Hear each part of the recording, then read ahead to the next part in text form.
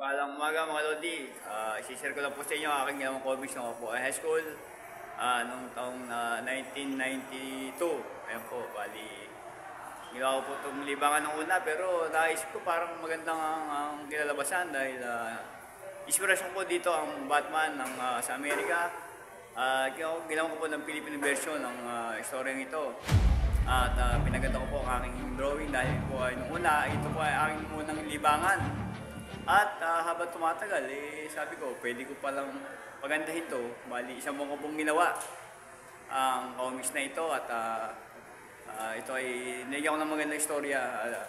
Ito ay nangyari sa tinawag syudad na Sampaloc, Malodi. Yan po.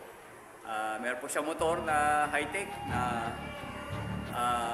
medyo futuristic ang dating. Ito po ay may bubong at pwede tumal sa mga building.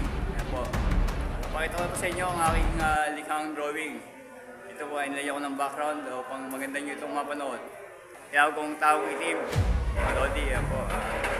Ito ay maging inspirasyon sa mga nais na mag-drawing at lumikha ng magagandang istorya. Ito po ay